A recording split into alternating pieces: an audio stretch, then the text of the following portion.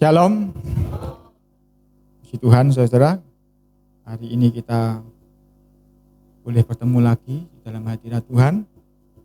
Kita akan merenungkan kembali firman Tuhan untuk boleh membentuk hidup kita seturut kehendak dan rencananya. Dan supaya firman ini membersihkan kita, supaya kita berbuah-buah lebat. Dan kasih Tuhan, saya ini mau membahas topik yang lain, tetapi Roh Kudus masih mau muter-muter hati kita, saudara. Jadi ini masih lanjut mengenai hati. Kita buka Galatia 5 ayat 16.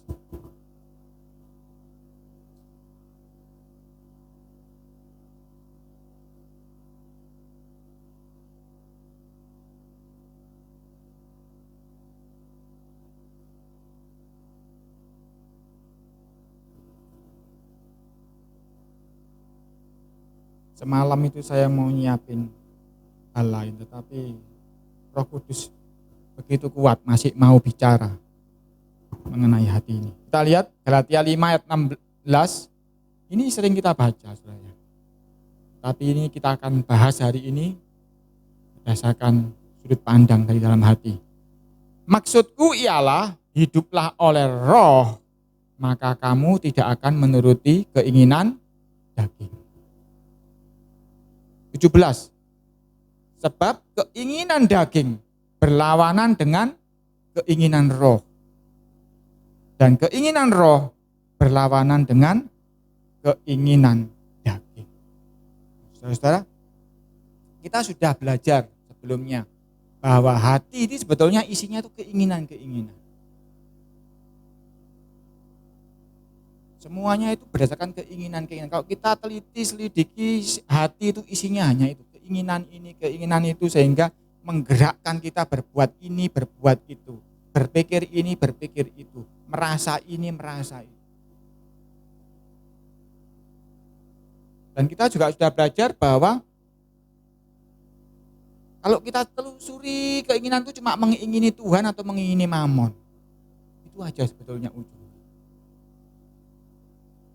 Dan Pak Abed sudah melanjutkan juga bahwa keinginan itu sebetulnya ada motivasi awal, ada keinginan awal. Artinya apa?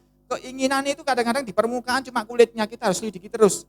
Keinginan ini muncul karena keinginan ini, terus sampai hulu harus diselidiki benar-benar motivasinya.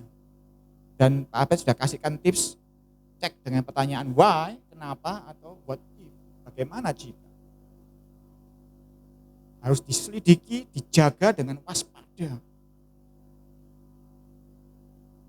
Lanjut lagi, sesi berikutnya saya sudah sampaikan juga bahwa keinginan itu sebetulnya kalau diselidiki motivasi dasarnya itu hanya cuma cinta dan benci. Dan cinta, Tuhan suruh kita untuk mencintai Tuhan dan mencintai sesama.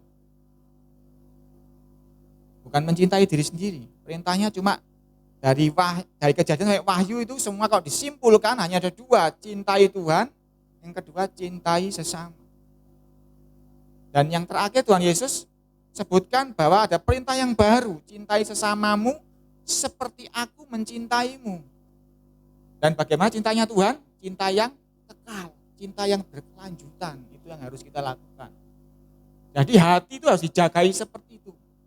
Dan hari ini Roh Kudus ingetin,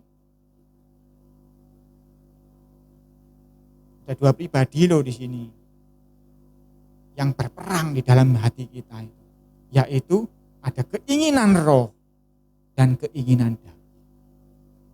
Jadi dari sudut pandang yang lain, keinginan-keinginan itu selain mengingini Tuhan atau mamon, kadang-kadang kita sudah betul mengingini Tuhan, tetapi dalam jalannya kehidupan ini kita mengingini Tuhan, ternyata muncul keinginan itu dari roh atau keinginan itu dari daging.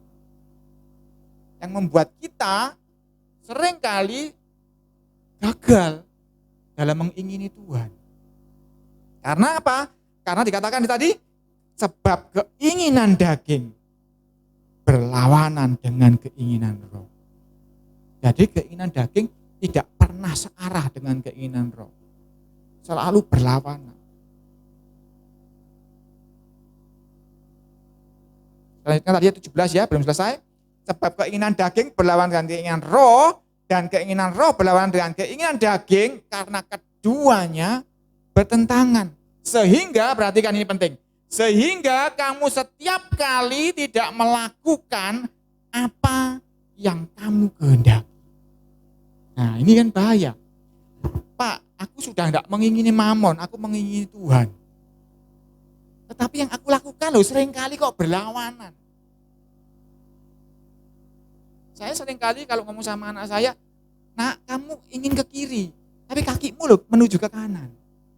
Papa mama ngelihat kamu ingin ke kiri, atau kamu ingin ke kanan, tapi kakimu menuju ke kiri. Karena ini saudara, di dalam hati kita itu ada keinginan roh, ada keinginan daging.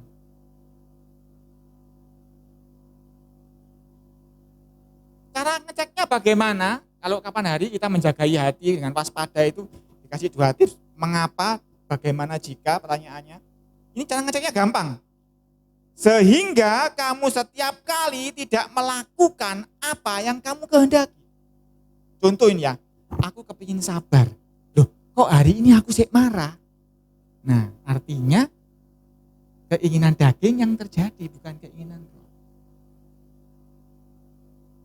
Aku kepingin enggak ngerokok, tapi kok sik merokok. Aku kepingin enggak misuh, tapi sik misuh. Aku kepingin mbek istriku sayang, sabar. Tapi kok sik ngamuk istriku aja ngomong sing enggak ngomongnya kasar. Atau istri pengen, aku kepingin tunduk sebetulnya sesuai firman Tuhan. Tetapi kok angel mesti bareng ngono suamiku tak bantai ya sampai gegeran. Nah, ini yang terjadi saudara. Sehingga kamu setiap kali tidak melakukan apa yang kamu kehendaki. Jadi hatimu sudah betul mungkin. Sudah, aku gak kepingin mamon, aku kepinginnya Tuhan. Aku sudah cek, tak teliti sampai ke bawah semua, sampai ke hulu hatiku, sampai dasar hati. Tak tanyai sama hatiku ini, kenapa aku begini? Bagaimana jika begini, bagaimana segitu? Sampai motivasi dasar aku ketemu, sudah baik ketemunya. Sesuai firman Tuhan. Tak cek lagi, benar aku sudah gak ada kebencian, aku mencintai Tuhan, aku mencintai sesamaku, sudah betul.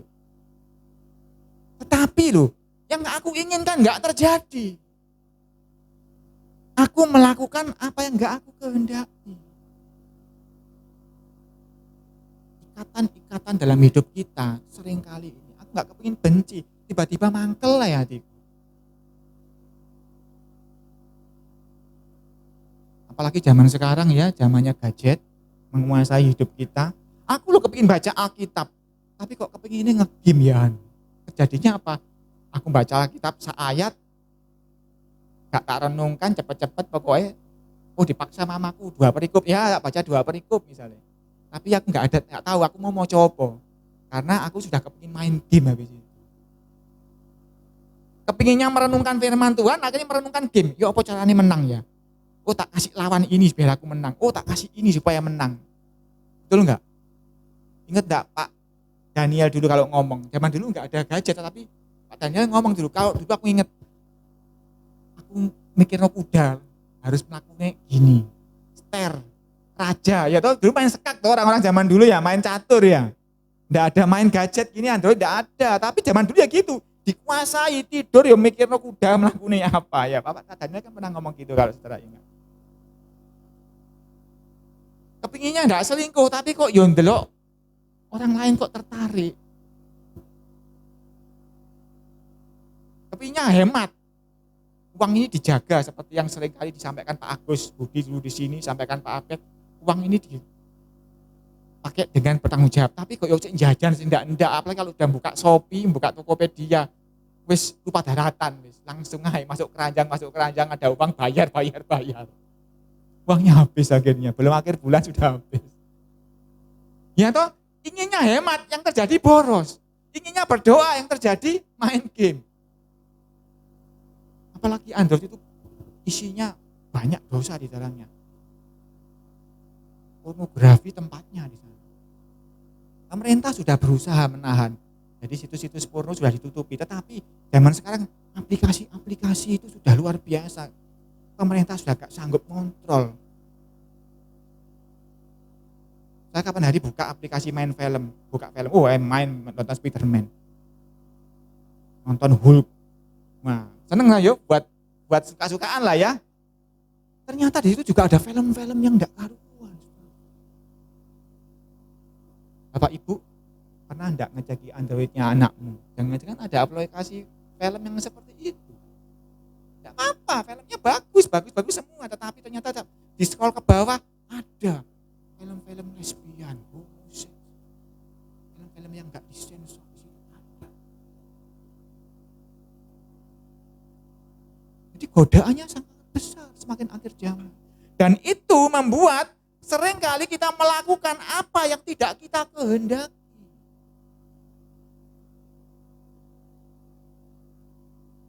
Sudah enggak bisa sekarang zaman dulu. Jangan ke sana ada setannya. Enggak bisa dibujuki anak sekarang itu sudah liar, sudah. Tinggal saudara harus tanamkan kepada anak-anak untuk takut akan Tuhan. Saya masih ingat omongannya papi itu. Takut akan Tuhan itu rem yang pakem, cit gitu. Mau jatuh gini, cit ngerem sudah. Karena apa? Takut sama Tuhan.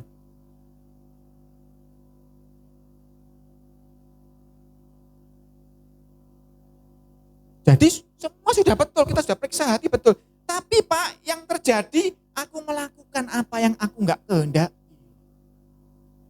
Loh, bablas meneh aku gawe dosa meneh hari ini. Nah, ini penting saudara. Percuma kita banyak teori, kenyataannya yang terjadi enggak seperti yang kita kehendak. Kehendak kita sudah diluruskan betul sesuai kehendak Tuhan. Sesuai firman Tuhan, kehendak masih di dalam hati, tapi kelakuan kita, perkataan kita, pikiran kita.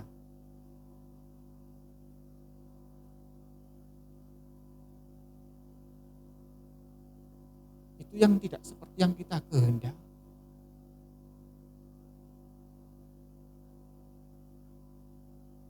Nah, bagaimana caranya supaya terjadi sesuai yang kita kehendak? Di awal tadi 16 dikatakan, hiduplah oleh roh, maka kamu tidak akan menuruti keinginan daging. Rahasianya, kita harus hidup oleh roh. Ayat 18 kita baca. Akan tetapi, jikalau kamu, perhatikan ini, memberi dirimu dipimpin oleh roh, maka kamu tidak hidup di bawah hukum Taurat. Kalau kita baca, Rasul Paulus ngomong, aku dulu nggak ngerti namanya mengingini, aku nggak ngerti ini dosa. Aku tahu dosa ketika belajar hukum Taurat. Begitu pun dalam hidup kita. Kita sudah dikasih tahu banyak kan sejak kecil sampai sekarang, ini salah, ini betul, ini salah, ini betul, ini salah, ini betul. Tetapi kita seringkali gagal, tidak melakukan apa yang kita lakukan. Kuncinya adalah kita harus hidup oleh roh, dan kita harus memberi diri dipimpin oleh roh.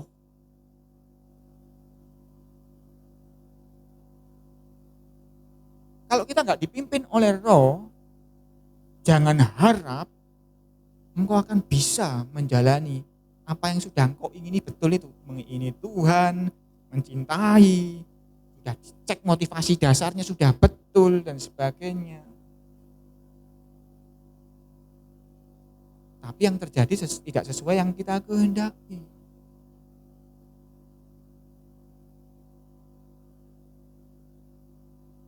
Nah, bahaya ya.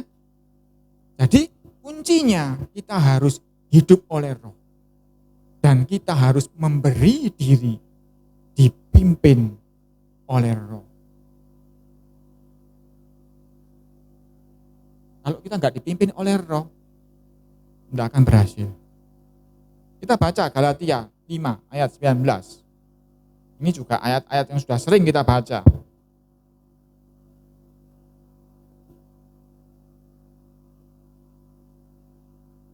Sekarang kita diperhadapkan dua keinginan. Keinginan roh ataukah keinginan daging.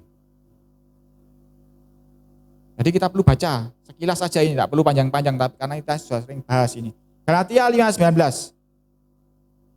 Galatia 5:19, perbuatan daging telah nyata, yaitu percabulan. Percabulan. Sudah pasti itu keinginan daging. Kecemaran. Tahu ya cemar ya? Cemar itu tidak suci, tidak kudus, tidak kebalikannya bernoda. Cemar itu bernoda. Banyak hal. Mulai dari hal-hal yang sepele sampai hal-hal perzinahan, seperti itu cemar. Hawa nafsu. Ini jelas-jelas hawa nafsu, keinginan daging. Penyembahan berhala juga keinginan daging. Sihir. Perseteruan, gegeran ya. Perselisihan. Saya tahu bedanya perseteruan sama perselisihan. Kalau perseteruan itu dua pihak bertemu, itu berseteru. Kalau perselisihan dua pihak itu ada perbedaan. Jadi arahnya itu sebetulnya sama, kepingin A tetapi pada perbedaan. Antara A satunya sama A berikutnya. Jadi sedikit berbeda. Kalau satu berhadapan-hadapan. Kalau satu tidak berhadapan, kadang-kadang beda arah, karena searah tapi beda pengertian.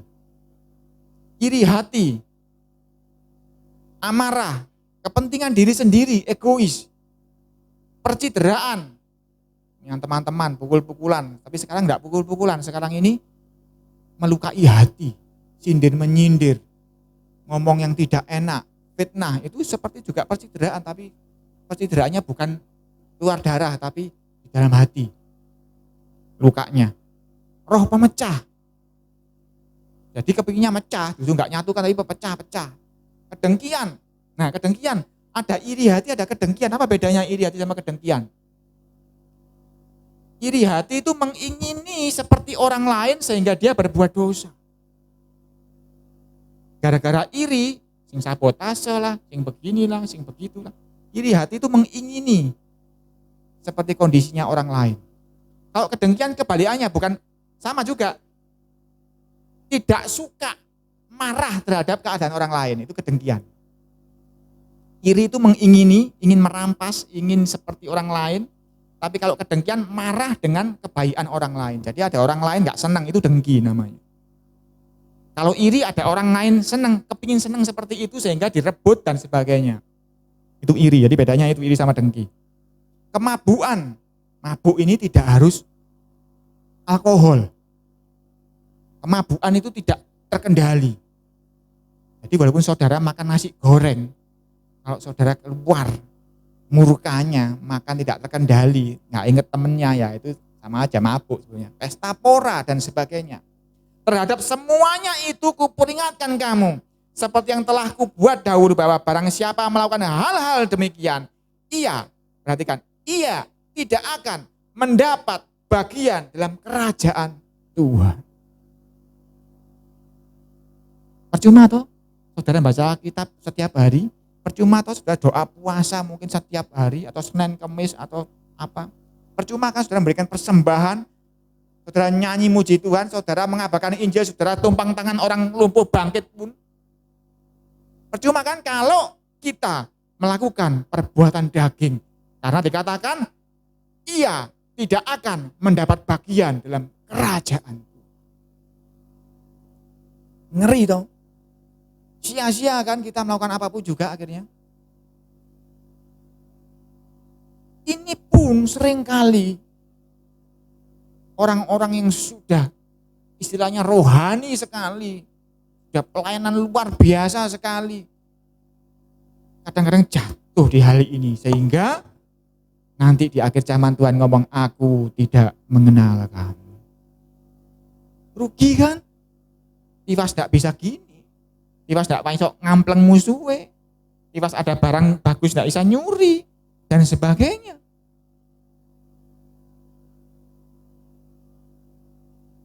Ada ujian tidak berani nyontoh. Takut berbuat curang. Tapi kalau melakukan hal-hal tadi, perbuatan daging, percuma atau nanti akhir zaman dikatakan, tidak mendapat bagian. Loh, Pak, aku kan sudah percaya Yesus juru selamat. Aku sudah dibaptis loh. Aku sudah kepenuhan roh loh, sudah berbahasa roh loh. Aku sudah pelayanan loh. Tetapi di sini tidak ada pengecualian. Di sini tidak ada ngomong yang tidak kenal Yesus, tidak ada. Pokoknya yang perbuatan daging itu melakukannya, ia tidak akan mendapat bagian dalam kerajaan Tuhan. Jelas firman Tuhan. Jadi pasal ini sudah mutlak sudah. Karena itu penting yang kita pelajari hari ini. Karena apa? Aku tidak kepingin melakukan itu Pak, tetapi kok kejadiannya aku melakukan. Tadi kita baca yang di atas tadi ya, di Galatia tadi ya. Setiap kali tidak melakukan apa yang kamu kehendaki. Aku nggak kepingin cemar Pak, tapi ya cemar akhirnya. Aku nggak kepingin cabul, akhirnya cabul. Nggak kepingin hawa nafsu akhirnya yang kau lakukan. Aku nggak kepingin memecah belah, akhirnya kau memecah belah. Kenyataannya. Aku nggak kepingin egois, kenyataannya kau egois memikirkan dirimu sendiri. Dan seterusnya, dan seterusnya.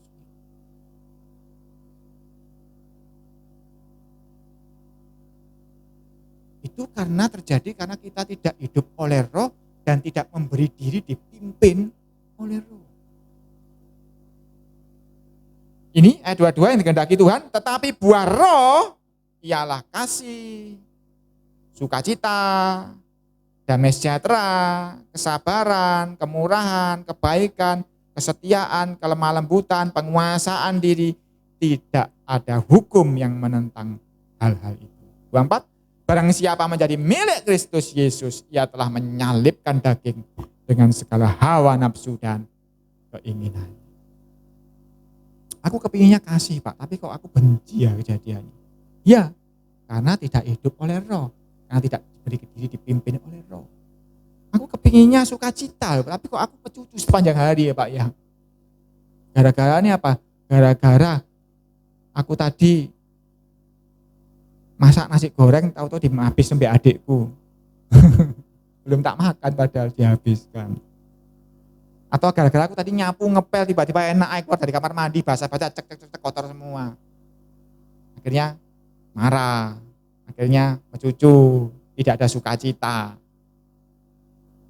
Kepinginnya sabar Pak aku Pak, tapi kok ya di mengamuan ya. Ya toh, ini kan yang kita inginin toh, kita baca. Tetapi buah roh ialah kasih, sukacita, bla bla bla bla. Itu yang kita inginkan toh terjadi dalam hidup kita. Tetapi seringkali itu enggak terjadi. Yang terjadi kebalikannya, yang terjadi adalah perbuatan-perbuatan daging tadi. Yang membuat nama kita bisa dicoret dari buku kehidupan. Karena eliminasi. Ya, bahaya kan ini berarti. Berarti sangatlah penting untuk hidup oleh roh. Sangatlah penting untuk hidup dipimpin oleh roh. Kita tidak akan bisa menghasilkan buah-buah roh tadi itu. Kasih, sukacita, dan seterusnya. Kalau kita tidak memberi diri dipimpin oleh roh. Cuma engkau belajar Alkitab sampai gedu pun, tahu semua teori pun, kejadian saya wahyu apal sekalipun, engkau akan percuma kalau engkau tidak memberi diri dipimpin oleh roh. Karena engkau tidak akan melakukan semua yang baik-baik.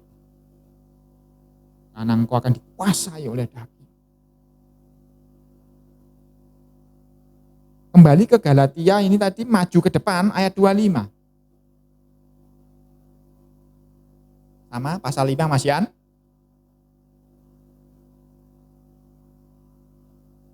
Kita lompat ke ayat 25. Jikalau kita hidup oleh roh, baiklah hidup kita juga dipimpin oleh roh. Supaya kita buah roh, kita harus hidup oleh roh. Kalau hidup oleh roh, maka harus baiklah. Jadi kalau enggak dipimpin roh, enggak baik kan? Baiklah hidup kita juga dipimpin oleh roh. Kalau engkau enggak dipimpin oleh roh, ya enggak akan baik terjadi. Bicara mengenai dipimpin oleh roh, itu ada yang aneh di ayat 26. Dan janganlah kita gila hormat. Loh, apa hubungannya Pak? Karena setelah dipimpin oleh Roh itu ada terusannya. Dan janganlah kita gila hormat. Janganlah kita saling menantang dan saling mendengki. Pak, urusan itu kan sama Roh Kudus. Kenapa kok ada gila hormat? Aku kalau sama Roh Kudus, Pak, ya pasti ya gak mungkin aku gila hormat. Pasti aku menghormati Roh Kudus. Kalau aku ketemu Roh Kudus, Pak, pasti aku ya nggak mungkin menantang Roh Kudus toh. Ada nggak kalau malaikat datang buat tantang? Nggak ada toh. Ketemu sama malaikat, ada nggak yang dengki sama malaikat? Atau ketemu hadirat Tuhan masuk, ketemu, ada nggak yang mau berdengki sama Tuhan? Kan nggak ada toh. Tetapi ini bicara mengenai dipimpin oleh Roh. Ternyata ada embel-embelnya, jangan engkau gila hormat, jangan saling menantang, saling mendengki. Gila hormat, menantang, mendengki itu kan dilakukan kepada sesama manusia. Ternyata kalau saudara pelajari dari Kejadian sampai Wahyu, hidup dipimpin Tuhan itu ternyata kadang-kadang pimpinan itu bisa melalui manusia. Ternyata bisa melalui manusia. Bahkan pernah Nabi Bileam dipimpin oleh keledai. Saking bebalnya. Sampai harus dipimpin oleh keledai. Hai anak-anak, kalau engkau masih punya orang tua, kadang-kadang Roh Kudus pimpin kamu melalui perkataan orang tua. Yang mana, Pak? Jangan-jangan orang tuaku enggak kenal Alkitab loh, Pak, jarang baca loh, Pak. Jangan-jangan salah deh, nanti bukan perintah Tuhan.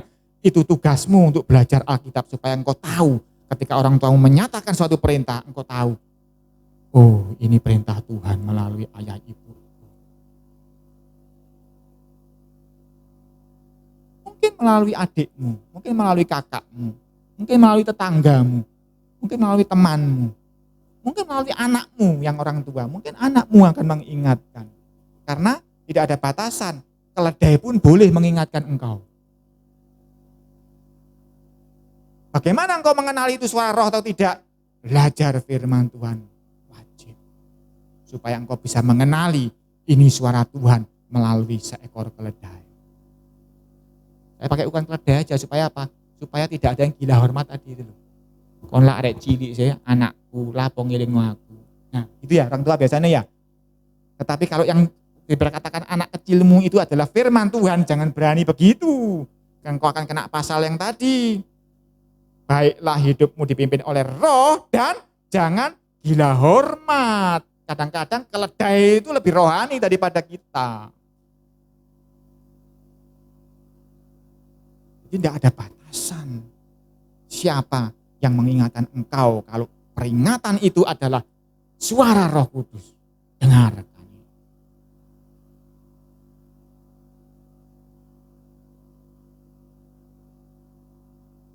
Kalau enggak, engkau enggak akan pernah dipimpin Roh Kudus. Oh, aku sudah biasa kok dengar suara Roh Kudus ngomong sama aku langsung kok.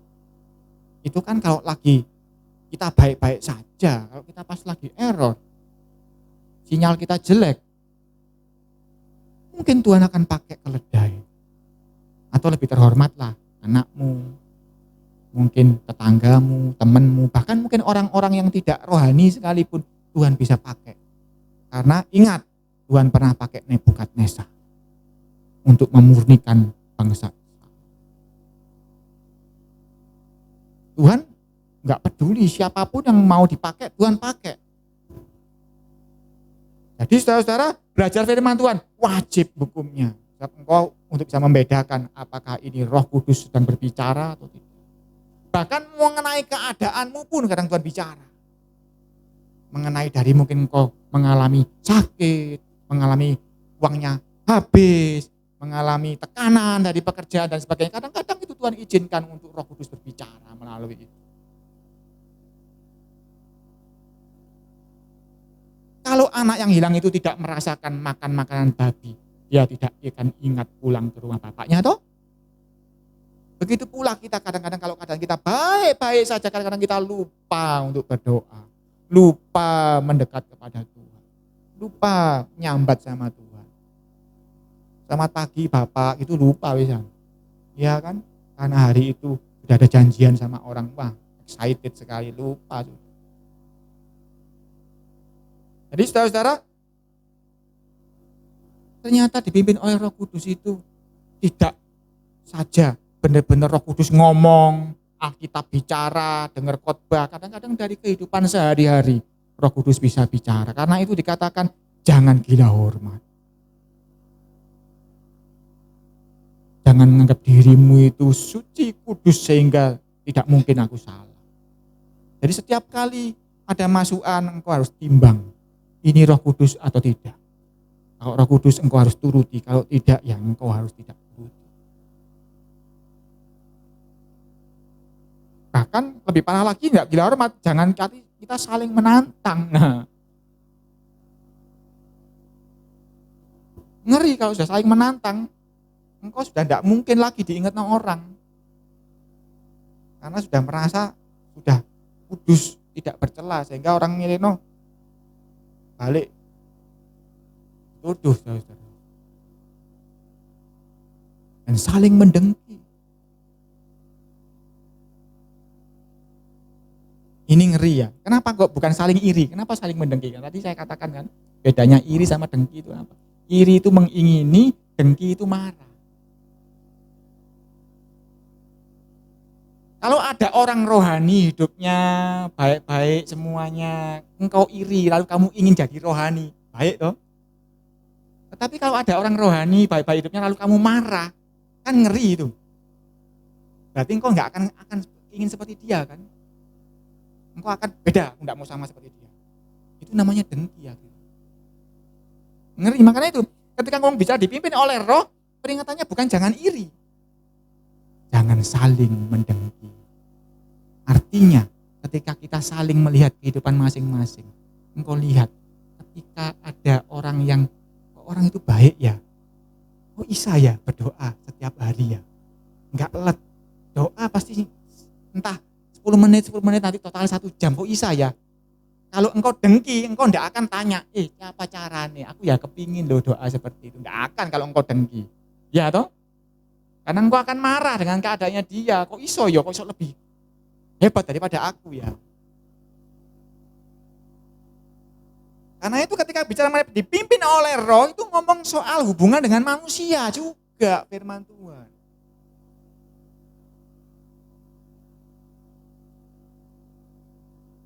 Dipimpin oleh Roh. Kadang-kadang Roh itu memakai berbagai macam cara dan media.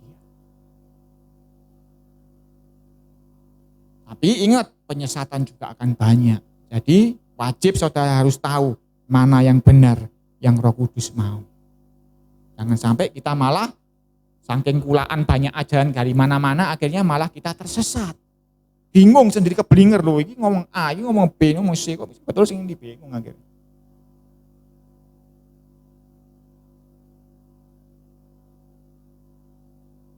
Pimpinan Roh itu bisa melalui hubungan pribadi, bisa juga melalui orang lain. Hubungan pribadi bagaimana?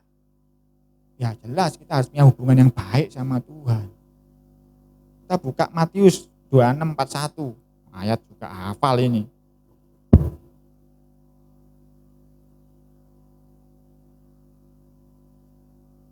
Matius 26 ayat 41.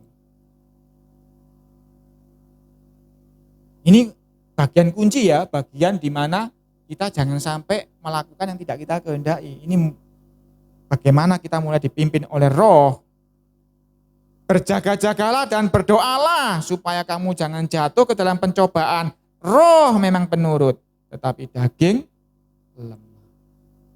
Cara kita supaya kita menuruti keinginan Roh, cara kita supaya kita berlawanan dengan keinginan daging. Ini tips yang ngasih bukan sembarangan, ini tips yang ngasih Tuhan Yesus. Berjaga-jagalah dan berdoa. Enggak ada cara lain sudah. Kalau engkau mau punya hubungan yang baik dengan Roh Kudus, supaya engkau tidak gagal seperti tadi Galatia yang kita baca tadi ayat 5:17 tadi, tidak melakukan apa yang engkau kehendaki. Supaya engkau benar-benar seperti yang engkau kehendaki yang terjadi, tidak ada cara lain, engkau harus berjaga-jaga dan berdoa.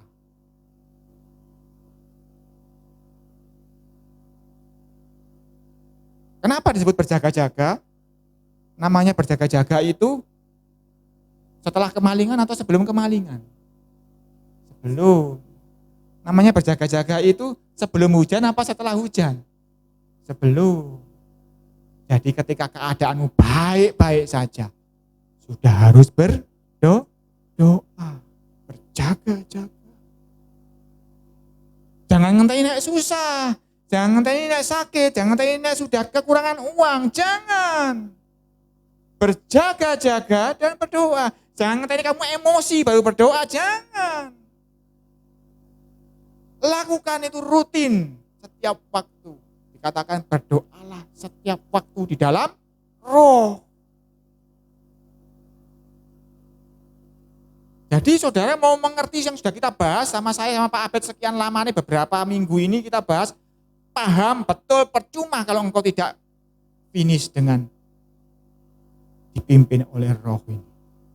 Nah nanti percuma, engkau sudah tahu teorinya A yang terjadi B nanti. Engkau harus berjaga-jaga dan berdoa. Sempatkan waktu, sempat gak sempat, harus sempat. Zaman sekarang saudara tidak harus menghadap pada tabut perjanjian, tidak harus. Karena ruang maha kudus sudah disobek tirainya sama Tuhan Yesus. Engkau dimanapun kau berada, engkau bisa bertemu dengan Roh Kudus. Sejak perjumpaan para murid-murid yang pertama dulu di loteng atas, ketika Roh Kudus memenuhi mereka, sejak itu saudara setiap saat bisa connect dengan Roh Kudus. Setiap saat saudara bisa berdoa, sambil nyetir motor, sambil kerja, sambil cuci baju, sambil masak, saudara bisa terus berhubungan dengan Roh Kudus. Tuhan, pimpin aku. Tuhan, murnikan hatiku. Harus itu dilakukan. Kalau tidak, saudara akan gagal. Karena sudah dikatakan tadi, sehingga, bukan jarang-jarang loh ya, saya baca lagi, Galatia 5:17, sehingga kamu setiap kali, bukan kadang-kadang, setiap kali tidak melakukan apa yang kamu kehendaki. Jadi sering terjadi nanti. Kalau engkau tidak hidup oleh roh, kalau engkau tidak dipimpin oleh roh. Jadi setelah kita belajar begitu banyak serial mengenai hati itu, harus mau dipimpin oleh roh. Bahkan dikatakan memberi diri, ya, tadi memberi diri dipimpin ya.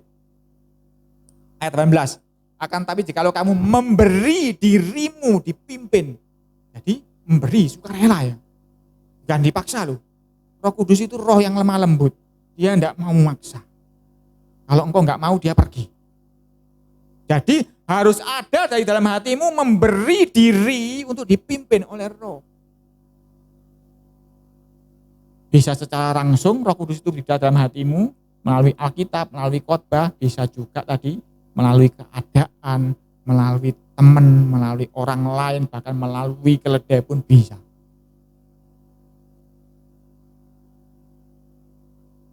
Harus memberi diri dipimpin. Dan itu bisa terjadi terus-menerus berkesinambungan kalau kita selalu berjaga-jaga dan berdoa. Jadi ini kunci ya saudara-saudara ya. Jangan lupakan. Kalau enggak saudara enggak akan berhasil. Engkau boleh berdoa untuk Tuhan supaya aku sembuh, Tuhan supaya aku berkecukupan, Tuhan supaya pengen. Tapi jangan lupa berdoa, Tuhan jagai aku supaya kehendak-Mu yang jadi. Kuduskan hatiku, murnikan hatiku supaya jalanku ini lurus seperti yang Engkau mau. Dan latih pendengaranku, kasih telinga seorang murid. Enggak pernah kan minta telinga, diajari minta telinga guru, telinganya murid kan supaya apa? Mendengar. Bahkan keledai pun didengar.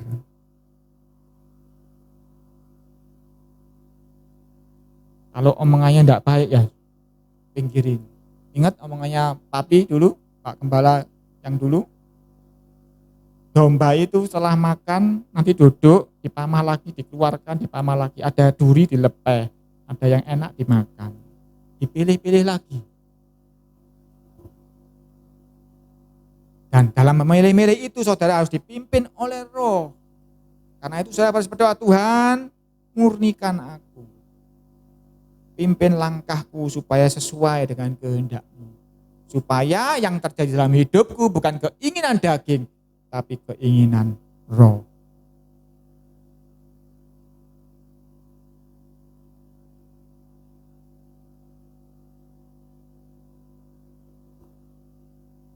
Dan Tuhan juga tempatkan pemimpin-pemimpin di dalam hidup kita. Kalau di dalam gereja gini, ada saya sebagai gembala. Ada Pak Abed sebagai wakilnya. Saudara juga sesama jemaat bisa saling mengingat. Ada contoh, ingat saudara-saudara, 12 pengintai. Dari 12 pengintai, ada 2 yang menurut pimpinannya Musa. Ada 10 yang memberontak terhadap Musa. Kita baca Bilangan 14 ayat 3. Kita lihat ini tipe-tipe orang-orang yang tidak mau dipimpin. Bahkan jangankan keledai, sama pemimpinnya lu tidak mau dipimpin. Apalagi sama keledai, tambah gak mungkin mau. Bilangan 14 ayat 3. Mengapakah Yahuwah membawa kami ke negeri ini supaya kami tewas oleh pedang dan istri serta anak-anak kami menjadi tawanan? Bukankah lebih baik kami pulang ke Mesir? Ayat 4 perhatikan. Dan mereka berkata seorang kepada yang lain, baiklah kita mengangkat seorang pemimpin lalu pulang ke Mesir. Lah, Musa itu pemimpin dah Musa itu. Kok mereka mau mengangkat pemimpin? Mereka sudah dikasih pemimpin, seorang Musa yang diproses 40 tahun sebelum memimpin mereka. Tetapi mereka tidak mau dipimpin oleh Musa. Yuk, golek pemimpin lain yuk. Terus pulang ke Mesir. Padahal jelas loh, Musa itu disuruh Tuhan pimpin loh. Mau cari pemimpin di dunia ini tidak ada yang sehebat Musa. Tapi yang sehebat Musa pun mereka nggak mau, aku mau cari pemimpin lain. Musa gak entos mimpin. Jadi Tuhan aja loh tahu Musa itu entos, tapi yang dipimpin gak entos Musa. Jadi orang-orang itu lebih hebat dari Tuhan toh. Itulah dikatakan janganlah kamu gila hormat. Karena kalau sudah gila hormat, Tuhan tempatkan pemimpin siapapun itu, Musa pun tidak akan didengar.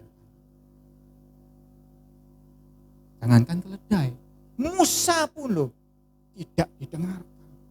Aku akan angkat pemimpin lain, pulang ke Mesir. Lihat, perhatikan yang terjadi. Ayat 5, luar biasa. Lalu marahlah Musa. Enggak ya. Sujudlah Musa dan Harun di depan mata seluruh jemaat Israel yang berkumpul di situ.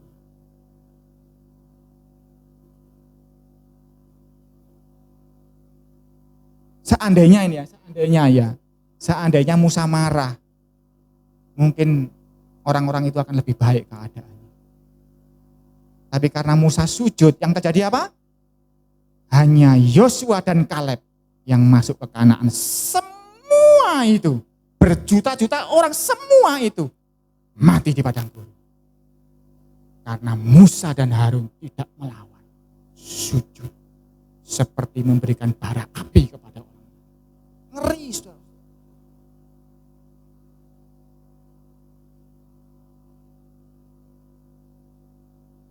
Padahal mereka sudah terima enggak 10 perintah Tuhan? Sudah terima.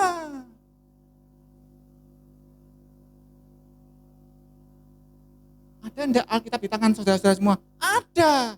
Tetapi yang namanya pemimpin, tetaplah pemimpin.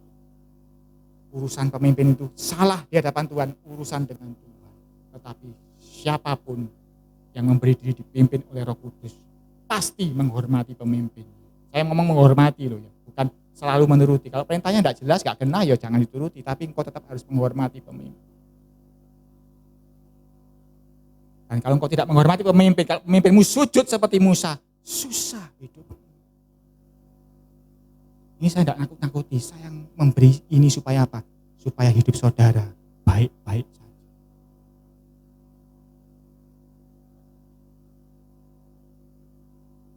Kita buka Hakim-Hakim 21-25.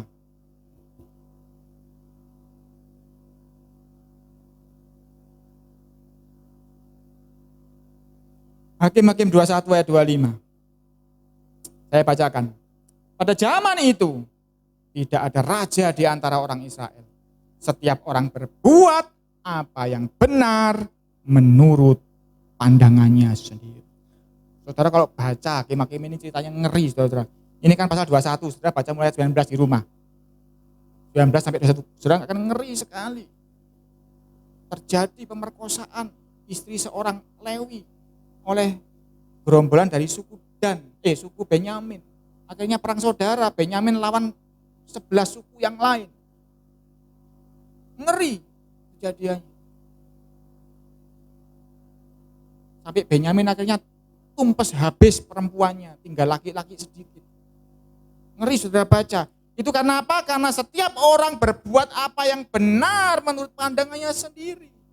Karena apa? Karena tidak ada raja, karena tidak ada pemimpin yang mengarahkan sehingga setiap orang menafsirkan sendiri-sendiri.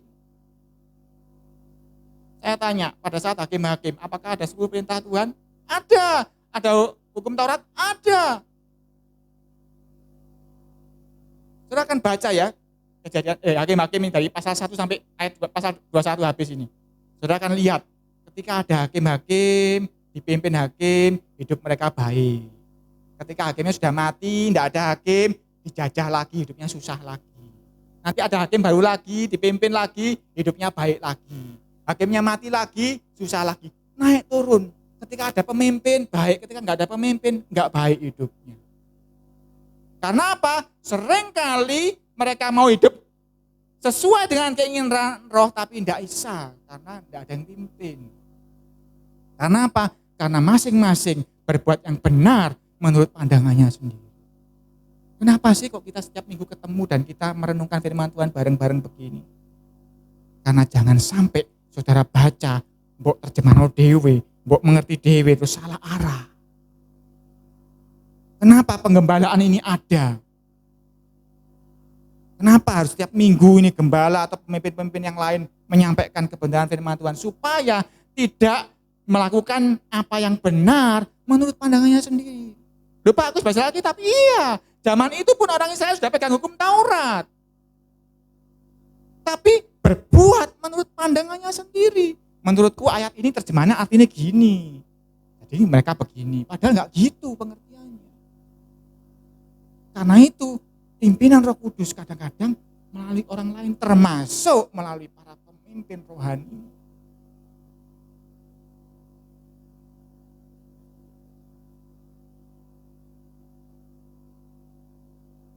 Mengenai pemimpin dan yang dipimpin, ada dua pihak yang terlibat di sana. Yang pertama tentunya yang dipimpin kan, mau ndak memberi diri dipimpin. Yang kedua tentu pemimpinnya, genah ndak mimpin. Kita baca Sefanya pasal 1 ayat 4.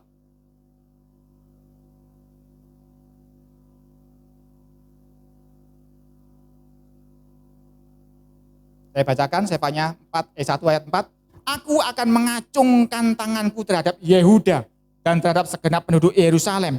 Aku akan melenyapkan dari tempat ini sisa-sisa Baal dan nama para imam berhala. 5. Juga mereka yang sujud menyembah di atas sotoh kepada tentara langit. Dan mereka yang menyembah dengan bersumpah setia kepada Yahuwah. Namun di samping itu bersumpah demi Dewa Milkom. Serta mereka yang berbalik daripada Yahuwah. Yang tidak mencari Yahuwah. Dan tidak menanyakan petunjuknya. Jadi suatu saat waktu itu Tuhan mengacungkan tangannya. Dia hendak melenyapkan orang-orang penyembah berhala dan sebagainya. Wajar toh? Wajar. Tetapi ternyata juga orang yang tidak berbalik, yang tidak mencari Tuhan, yang tidak menanyakan petunjuknya, itu pun akan dilenyapkan Tuhan. Saudara-saudara, kalau orang kuno dulu mau berbuat begini, tanya pada tetua-tua, ya apa? Oh iya, kamu harus selamatan dulu, bikin bubur merah, bubur putih, begini, oh dilakoni. Itu nyari petunjuk. Tapi petunjuknya kan bukan kepada Tuhan itu. Dan saudara baca kitab Raja-Raja Tawarik, itu akan disebutkan, raja ini jahat, seperti orang tuanya, gini. Tapi raja ini baik, mencari Tuhan seumur hidup nabi siapa gitu ya. Mencari Tuhan itu seperti itu.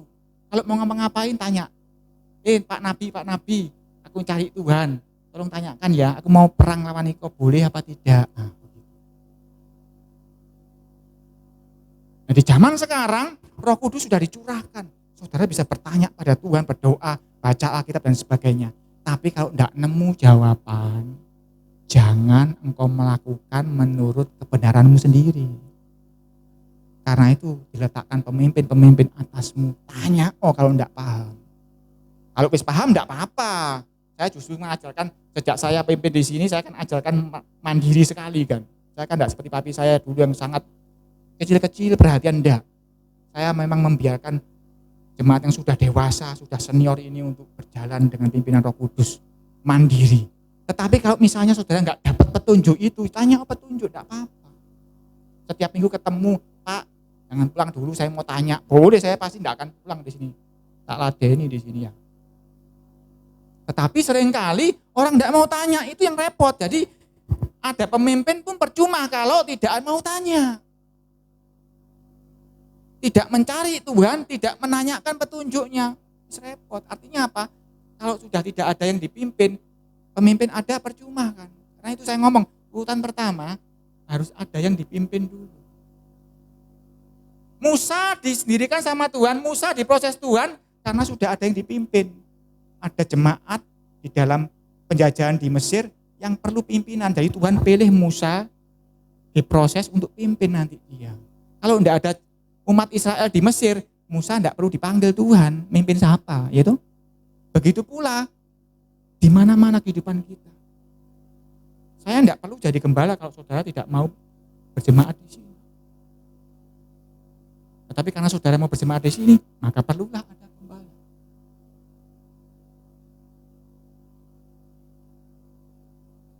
Contoh lagi ini, contoh. 1 Raja-Raja 22. Waktunya sudah pendek, tapi saya cepetin aja. 1 Raja-Raja 22 ayat 7-8. Tetapi Yosafat bertanya, tidak adakah lagi di sini seorang nabi Yahuwah supaya dengan perantaranya kita dapat minta petunjuk? Jawab Raja Israel kepada Yosafat. Perhatikan, masih ada seorang lagi yang dengan perantaraannya dapat diminta petunjuk Yahuwah. Tetapi aku membenci dia, sebab tidak pernah ia membuatkan yang baik tentang aku, melainkan malapetaka. Orang itu ialah Mika bin Yimla. Kata Yosafat, janganlah raja berkata demikian. Ini ceritanya, Raja Israel ngajak Raja Yosafat, Raja Yehuda, yuk sama-sama perang merebut Yabes Gilead. Menurut perjanjiannya Tuhan itu tanah kita. Yuk bantuan aku perang. Tapi lihat, perhatikan bedanya Raja Israel sama Raja Yehuda. Yosafat, tanya nabi dulu. Beda sama Raja Israel. Yosafat malah, yo tanya dulu. Dek ini gak ono nabi dah sing iso ditanyai. Ada. Tapi aku benci nabi itu, ngomongnya gak tahu enak. Tapi Yosafat nekat toh, panggil aja tetepan. Karena Mika waktu itu satu-satunya nabi yang berkata jujur sesuai yang kehendak Tuhan. Nabi yang lain sesuai dengan kontrak, sesuai dengan job-joban, sesuai dengan ya macam-macam. Tapi ini saya mau sampaikan kepada saudara, kadang-kadang saudara mungkin enggan. Takut Pak Yusak, takut Pak Abed, percuma kok jawabannya ngene, wis kok jawabannya ngene. Gak enak dirungokno. Lebih baik takut sing lain jawabannya enak. Ya, benar apa enggak? Pernah seperti itu. Karena saya sudah pernah dengar sendiri omongan seperti itu dari seseorang. Kok Yusak jawabannya pasti ngene. Gak apa-apa, saya enggak masalah bagi saya.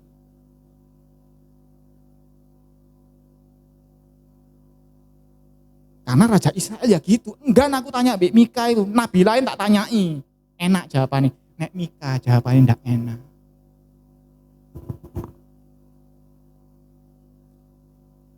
Tetapi kalau dirimu mau memberikan dirimu untuk dipimpin oleh Roh, enak enggak enak. Kalau itu firman Tuhan, jangankan pendetamu, keledai pun engkau harus turun.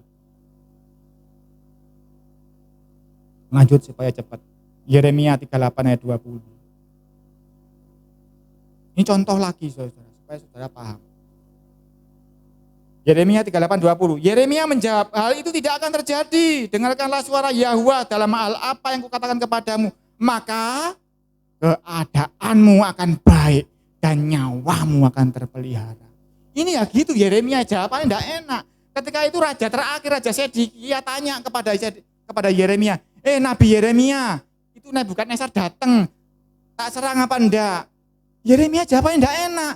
Jangan bawa perangi, engkau serahkan dirimu nyerah kepada Nebukadnezar. Loh gak enak toh? Kita umat Israel, anak Tuhan, masa nyerah kepada Nebukadnezar? Kita harus seperti Yosua, perang lawan Yeriko. Enggak, Yeremia ngomong enggak gitu. Engkau harus menyerah kepada Nebukadnezar, maka engkau akan dijaga nyawamu dan baik keadaanmu. Tapi Sedekia berkeras hati dan akhirnya Sedekia susah. Akhirnya dia harus melihat anak istrinya disembelih lalu matanya dibutakan. Apa yang terjadi ketika melihat hal yang ngeri lalu dibutakan secara biologi, secara kedokteran? Maka pandangan yang terakhir dia dilupakan itu akan terus ada dalam pikirannya. Dia akan terus ingat bagaimana anaknya disembelih, bagaimana istrinya disembelih. Ngeri hidupnya akhirnya. Karena apa? Karena tidak mendengar suaranya Nabi Yeremia yang tidak enak didengar. Raja loh disuruh nyerah kepada Nebukadnezar. Tapi Tuhan memang suruh itu. Kamu nyerah. Lihat Daniel, lihat Sadrak Mesah Abednego, itu orang-orang yang dibawa Nebukadnezar. Enak tuh hidupnya. Tetapi Sedekia menolak. Jadi saudara-saudara, kadang-kadang dipimpin oleh Roh itu kadang-kadang tidak bisa sendiri. Kadang-kadang bisa melalui perantara yang lain. Bisa orang lain, bisa orang sekitarmu, bisa keledai, bisa juga para pemimpin. Cuma ketika kadang-kadang nasihat dari Roh itu kadang-kadang tidak enak. Tetapi engkau harus tahu kalau itu dari Roh, engkau harus dengar. Dan yang kedua, setelah yang dipimpin, yang kedua kan pemimpinnya. Ini ya pemimpinnya. Ini bagi saya, bagi Pak Abed atau bagi siapapun yang merasa dirinya adalah pemimpin. Yeremia 10 ayat 21.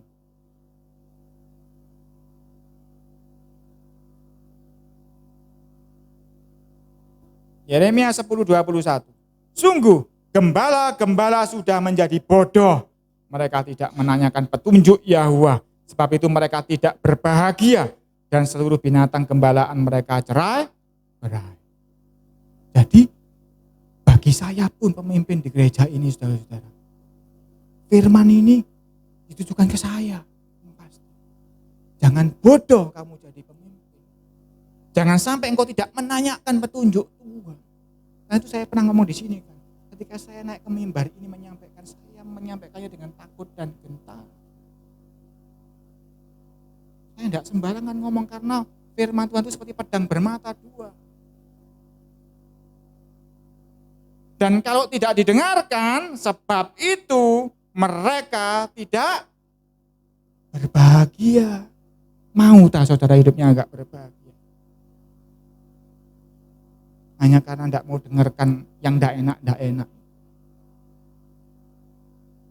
Saudara mau berbahagia? Tanya itu para orang tua-tua itu. Nek, kepingin enak ya apa minum apa? Jamu pahit. Manisan, bikin diabetes, enak manisan, enak. Minum teh sing wegi gulane 3 sendok, enak, tapi diabetes nanti. Di dalam gereja ini, gereja bait ini di sini ini sudah dikudus. Zamannya papi dulu taruhannya nyawa untuk supaya mimbar ini boleh tetap berdiri. Karena itu setiap kali saya naik di sini saya takut dan gentar.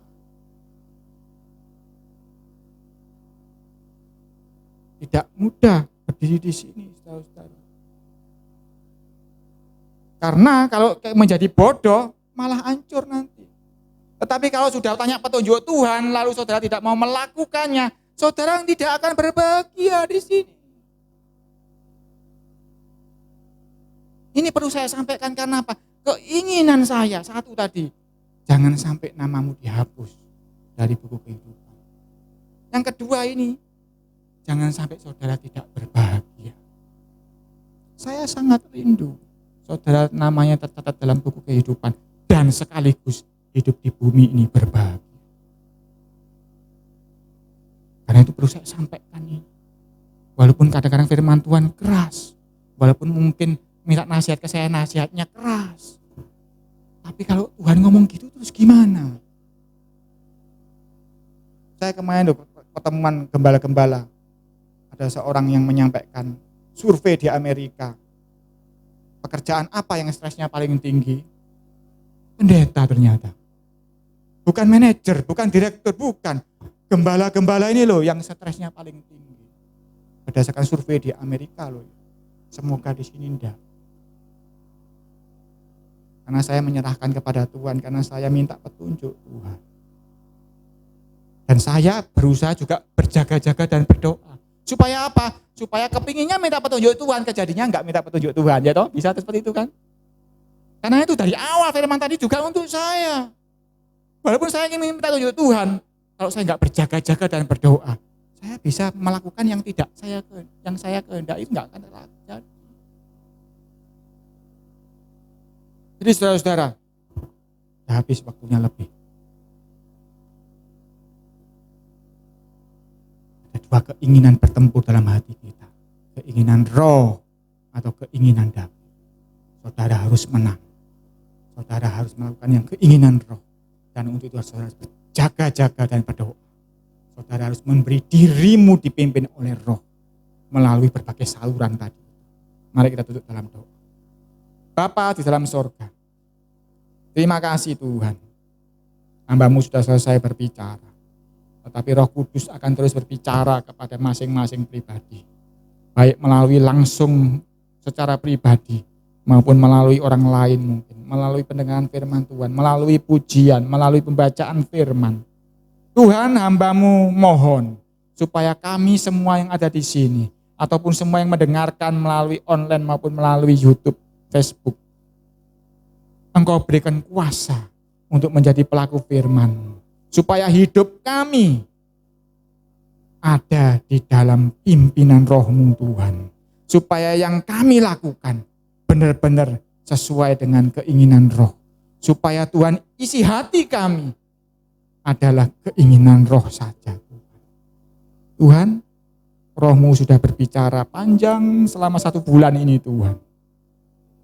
Tentu Engkau punya maksud. Engkau sedang menyediakan sesuatu yang ajaib di depan sana Tuhan. Dan kami sudah dibekali untuk memurnikan hati kami Tuhan. Biar Roh Kudus yang akan menuntaskannya secara pribadi. Di dalam nama Yesus. Haleluya. Amin. Tuhan Yesus memberkati.